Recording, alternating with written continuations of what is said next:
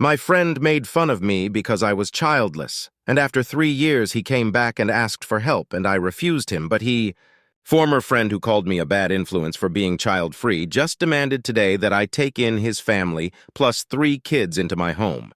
First, this isn't a post where I'm asking if I did the right thing or not, VJ. I know I did the right thing. This is a pure rant about this emotional day because if anyone is going to understand, it's you all in the child-free community.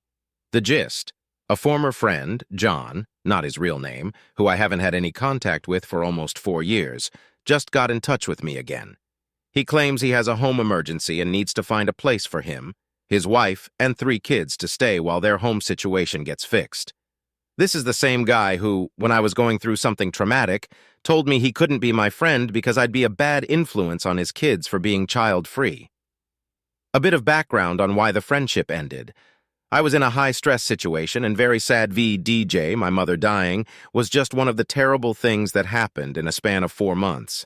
I was looking for consolation, and instead John told me that me being child-free was a bad influence on their family and had a wife plus 3 kids then. In short, they didn't want to spend time around me as I wasn't worth it when they have more valuable friends. This was someone I had known since undergraduate school and had spent a lot of time doing fun stuff with, like hiking. John and I were among a group of mutual buddies that regularly rented out beach houses or mountain lodges for summer and winter sports activities. We're talking 12+ years. Then, to just ditch me because he thought I wasn't useful hurt a lot, especially when I was dealing with some really sad stuff. Even more so because I was there for him when he found out his father had cancer and then was there for him at his father VJ/TM's funeral. Like I said, I haven't spoken or texted him in almost 4 years. I chalked it up to people getting really weird when they have kids that they fall into a traditional conservative mindset that anyone who isn't wanting or working toward a Leave It to Beaver 2.5 kids situation is somehow suspect. Then today I see a text pop up on my phone from John. I never erased or blocked his number from my phone, so his name was still saved. And there it was. He asked me to let him and his 3 kids stay with me at my house because their heater broke and it's kind of an emergency situation. He knows I now live in the same city as him, and it would be a really big favor to me. Okay, so lots of emotions with that. Apparently, since he told me I'm a bad influence, he and his wife had a 4th kid. COVID baby, I guess. My biggest question was, why ask me, of all people? I asked John why he's asking me to do this for him.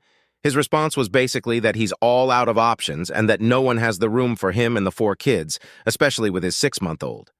I asked him why he can't arrange a hotel room for them. He said that would be really expensive and they're in a lot of medical debt already from their newest kid having to be in the NICU when he was born. I said that sounds tough, but again, why me? He said he knows I helped out someone last year with emergency housing and saw I had enough extra room for guests. Since I was so generous back then, I could be generous with him now. I knew exactly what he was talking about, but I really wanted to know how that situation was delicate and I thought a private family matter. He said it was posted on Facebook by the couple I helped. Quick segue. About this time last year, one of my good college friends, Lisa, with lupus, got COVID-19. She was being so careful too. It sucked because this was before the vaccines rolled out first for vulnerable people. She is my age, mid-30s, and very healthy aside from lupus. She's a marathon runner, actually. Lisa's lupus ended up making COVID-19 even worse, and she ended up in the ICU. On top of that, she was pregnant, and her husband had to make the decision to save her life over the fetus. Basically, it was either giving life-saving medicine and care to Lisa at the expense of her fetus, or she dies. Thankfully, he's a good guy and let the doctors end the pregnancy to save her life. Lisa's mother was a nightmare and said that her daughter should have died with the baby. She said Lisa's life is not worth much anymore and even tried to bring in a priest to give her last rites. Lisa was in a coma at the time. This caused a huge dramatic fallout, as you would imagine. Lisa's brother and his wife needed a place to stay away from their toxic mother immediately. I had an extra room and I'm an easy distance from the hospital. They stayed with me for 3 days until they locked down a hotel room in one of those long-term residence hotels. No one was sure Lisa was going to make it out alive, so they understandably wanted to be nearby. They lived out of state and were staying with the terrible mother while their sister was in the hospital. Thankfully, Lisa made it out alive and has since disowned her mother. She actually remembers while in the coma people talking about the priest trying to break in. I let the brother and his wife into my home because these people were good people, have always been supportive, and are still some of the most gracious people I know. Apparently, unbeknownst to me because I'm not on Facebook, either Lisa's brother or his wife posted something about how much of a decent person I was to help them out in a dire moment of need and a light during a very dark period for them. They told me as much to my face, I just didn't know that they shared the situation on social media. So, back to today. John saw that stuff last year, kept it in his head, and thought I would let his family and kids into my home with open arms. Frankly, I told him to shove it. I was pissed he was trying to guilt me into letting him and his family into my house for an unspecified amount of time. He knows I'm child-free. Hell, he even said me being child-free is a bad influence on his family. Yet all of a sudden, when it's convenient for him, I'm magically not a bad influence, and he should be able to waltz back into my life without even a single apology for the terrible things he said 4 years ago. I told him being child-free means I don't want kids in my house for an extended period of time. If I did, I wouldn't be child-free. That I was not going to disrupt my life and my 2 cats to be a bed and breakfast for his 4 kids. He said I was selfish, and to think of his kids, that there's no hot that I live alone. He can blast me on Twitter all he wants. I'm not on Instagram, so I don't give a single thought what the gaggle of Jennifers think of me. I told him social media isn't real life. If he actually shares this with my actual friends, they'd laugh right in his face. I told him I have all his texts for proof of the way he spoke to me and how he's a big problem. I told him he used to be a decent guy, that we had a lot of nice times together, that I'm still sorry about his dad, and I am sorry that he went down this path in life since it sounds like he must be really miserable. But he's a bad influence in my life, so I just can't have him around. I'm sure he'll understand since he said the same about me. That was the gist of the last thing I said. He went off until I blocked him. I'm really sad about it. He really used to be a decent person back 12 years ago, and his dad was a lovely man. I'm now bracing myself against flying monkeys who may come out of the woodwork and try to guilt me into taking in his family. Can't wait to tell them to take in his family themselves. I already talked about the situation with my 2 best friends, and they both were shocked that John was so brazen and had no shame. They thought it was suspect that he was so pushy about getting into my home and for multiple days. One friend said that her water heater broke recently and had a plumber come out the same day. It only took a day for it to be fixed. Being against the hotel idea was a red flag to them. They are curious what the whole story is. I agreed that it feels like it's missing something. I do feel a righteousness about all this. I know I did the right thing. I hate that a previous kindness was used as a weapon against me. Years ago, I thought maybe he had a point, that I was somehow not good enough because I was pretty depressed. Like people don't want sad people around. Now, with clarity, I see that he had a profoundly bad character. But it did reopen old memories, sad memories. Anyway, thanks for reading if you made it all the way through this. Had to get this off my chest and vent. Update: John's water heater. A former friend who called me a bad influence on his family now wants me to house his family. Well, I'm happy and a little surprised most things have resolved a little more than 24 hours after they started. I guess this is the benefit of people working on your behalf behind the scenes. Also wanted to thank all of those who engaged on the last post. I appreciate the support and knew you'd understand my venting. Rip the inbox, but I did read everything, and you all are the best Reddit community. Not a single troll, which I think might be a Reddit miracle. So, on to the update. I'm writing this with a pot of hot tea and recommend you do the same. This is going to be long. Well, all of your guts were right. A broken water heater making a family of 6 need alternative housing was fishy, especially since John doesn't even have a water heater. It was all a lie. Cue all of you going, I knew it. So here's the deal. John sold his house 8 months ago, and he and his wife, Mary, have been trying to buy a bigger home ever since. They're right now, as I type this, already in a hotel with their kids. They have plenty of hot water. I can imagine all of you nodding your heads up and down saying, yep. I knew you guys wanted an update because the water heater excuse sounded suspicious. So here it is. Seriously, get yourself some tea.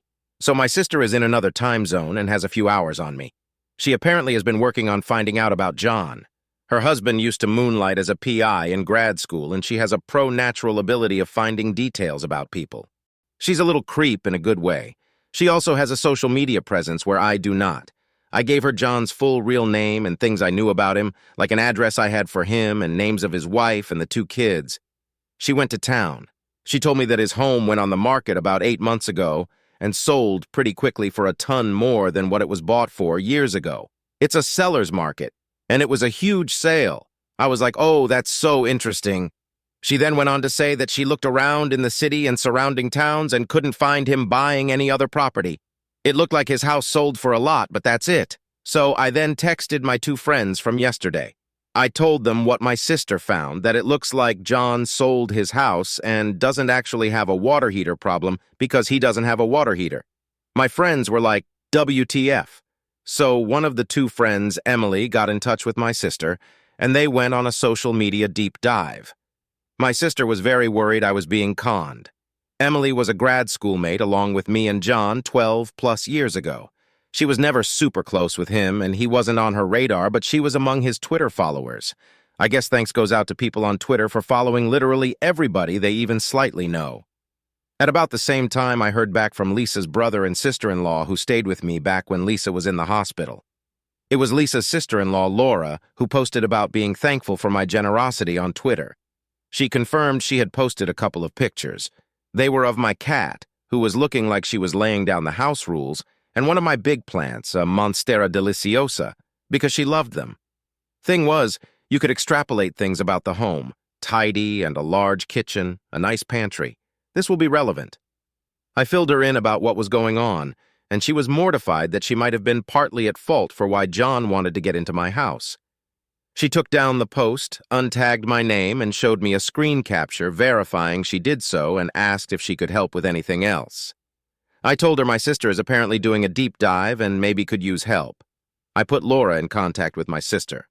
Laura apparently also got in contact with Emily seemingly randomly, and late in the morning I was asked by Emily for screen grabs of the precise point in the text conversation where John says his emergency is about the water heater, and it's why he needs me to do him a favor and take in his family kids for a few days.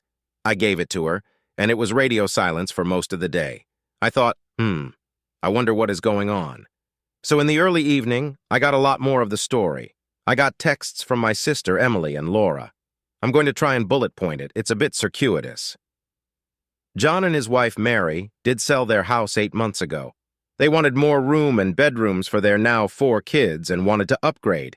It being a huge and wild seller's market, their home was estimated to have accrued high 6 figures in equity since they bought it. They were excited to put it on the market.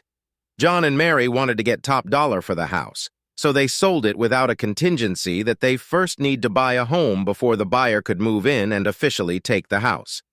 John was convinced with the huge sale that they could get another one quickly. Their house was sold fast, and there was a bidding war. John bragged about it.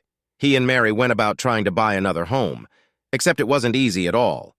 All the homes they put a bid on went to someone else who outbid them. Time came for the new buyers to take over the house, and they had to move out. John and Mary didn't think this was that big of a deal. A friend of theirs took them in with the understanding that it would be temporary, and they would actively buy a house, which John and Mary were doing, but they still were being outbid. They refused to lower expectations or adjust their budget. They would not look at homes that were the same size as their old one, because the whole reason for selling was to get a bigger home. They couldn't win in any of the bidding wars. John refused to increase the budget. Indeed, their 3rd kid was born premature and was in the NICU, so they do actually have medical debt. He doesn't want to spend anything more or take out more loans. So John, Mary, and the 3 kids go to someone else's place to stay. They continue to look for homes and can't get one. This repeats now to a 3rd person's home. At this point, people are trying to tell him that maybe it's a good option to wait out the housing bubble when it's not such a seller's market and get an apartment in the meantime. John shoots this down because an apartment costs money akin to a mortgage. If he's going to pay for living accommodations per month, it better be a mortgage. He thinks paying for an apartment is a money drain. Mary is even angrier at the suggestion. She doesn't want to be in an apartment that will be smaller than their old home. John's family seems to be overstaying their welcome. People are getting annoyed that John and Mary are not willing to chip in for groceries. John's family is now on the fourth place of people willing to take them in. A month ago is when they ran out of options for free housing. Hilariously, they were all run out because people needed the room for their own family coming for the holidays. No one wants to take the freeloaders in anymore. Mary is a school teacher in the city, and because of that and that the kids are back in school, they really need to stay in the city. But their only other options now for free housing are John's brother, who lives about 2 hours away, and Mary's parents, who live 6 hours away. Neither option is good for John and Mary's jobs or their kids getting to in-person classes. So John and family needed housing ASAP and booked a hotel. They're really upset about it because their kids are loud and the hotel staff is harping on them to be quieter. John and Mary complain about how they hate living out of a hotel, how it is unfair they can't get a house with all the money they have. To be clear, they have more than enough money to skate on living in a hotel, which is still way pricier than renting an apartment. John likes the idea of the hotel because it's not signing a lease DJ they can leave any time and they have maid service. Mary goes all poor me because she says that the kids are so sad they don't have a backyard to play in. Being in a hotel doesn't let the kids be kids. Slight segue. Emily goes back in Mary's posts and finds a situation in which she and a gaggle of her friends are talking not so nicely about me. It's a situation that happened at the start of the pandemic. It was back when people were freaking out and started buying out all the toilet paper. People also bought a lot of foodstuffs before it could be restocked because of panic buying. A person I used to go to grad school with and was friends with got in touch with me to ask how I was holding up. I thought she was contacting me to offer support and be nice. Her motivation was to get me to give her my food. I've had a chest freezer and a well-stocked pantry for a long time. Having a working pantry is something that was passed to me from my grandma who survived World War II. My mom did it, and now I do it too. Well, this friend, who was seemingly sweet to me, knows I have a decent amount of food. She said she needs me to give her some of my food because I don't have any kids to feed. She said her kid is a picky eater and I probably have a bunch of frozen chicken to spare. I was impressed by the audacity and told her that if she was desperate for food, there is a food bank to go to. I'm not going to just give her my food because her son is picky and only eats her homemade chicken nuggets. It's not a food shortage, it's panic buying. If she just gets to the grocery store early in the morning midweek when they typically restock, she'll easily get chicken. She told me I'm selfish. Apparently, she took this to social media to talk behind my back with others who were spouses of grad school friends. Back to Mary's posts. Mary supports the woman who tried to get me to give her my frozen chicken. Mary also considers me selfish for not helping a mother out.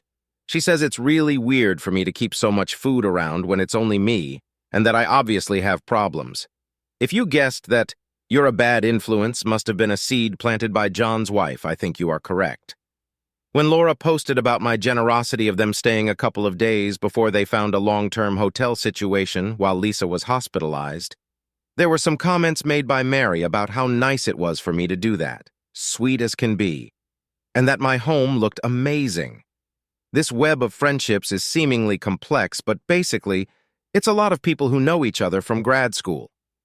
Grad school was tough, and we all let off steam by organizing vacations before most of us were married or had kids yet. I always invited my close college friends who stayed in the state to the group vacations where we'd all pitch in and rent out lake houses or cabins at ski resorts. Again, recent posts have Mary going all poor me because she says that the kids are so sad they don't have a backyard to play in, how being in a hotel doesn't let the kids be kids. Then there is a weird Mary post 2 days ago that sounds like her family has found a place that's so cute and her kids will be able to get out of the hotel situation. She says it has a great kitchen for her kids. Cue John texting me yesterday asking me after no contact for 4 years that he has a broken water heater and needs me to take in his family for a few days while it gets fixed.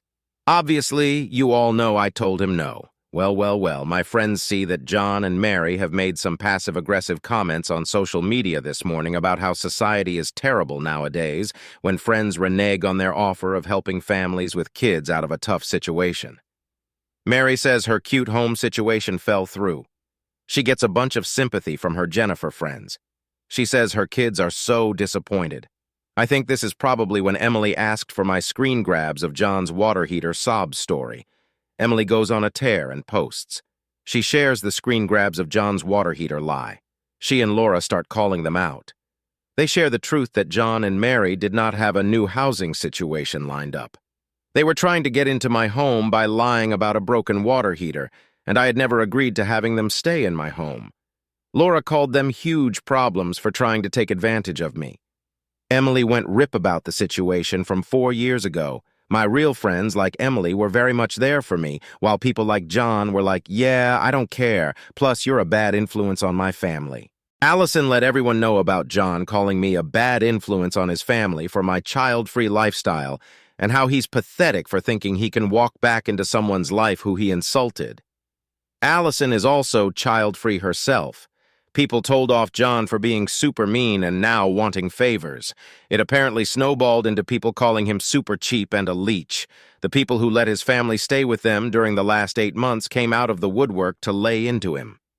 One person described how dirty John VJTM's family was and how it was insane how much extra cleaning they had to do, that his kids had no manners. They terrorized their dogs, and it was awesome when they finally left. People expressed anger that they were trying to pull one on me and then try to make me out to be the bad guy on social media. There were people I hadn't talked to in a long time who told him that I was a good person, how I helped them in grad school with random things and didn't deserve this. It was really nice to hear. Some related how I've helped people get jobs VDJ, something more than John has ever done. I'm very involved in the grad school networking community, and I like sharing job opportunities and wisdom about finding scientific jobs and mentoring. John VDJTM's own brother said he was disgusted by this behavior. He remembered how much I helped when their mom passed away. He said their mom would be rolling in her grave if she knew how he was treating people. My sister ended up getting me to Zoom with her and screen shared her monitor to show me what the hoopla looked like. Maybe this is why I never actually got a single message from anyone about not letting a family into my home. I was expecting flying monkeys VJ, I never got them. My God, the schadenfreude. John told me he was going to put me on blast on Twitter, ends up getting blasted himself. How stupid, how incredibly stupid. I had the text of him lying about the goddamned water heater. He must have thought since I wasn't on social media that I'd never be able to tell others he was lying about a water heater or know that he was currently enjoying hot hotel water. I feel like I dodged a nuclear-tipped missile. I had to pour myself a drink after work and really think about all this. After thinking about it and considering all the context, I believe John and Mary were going to try and squat in my home.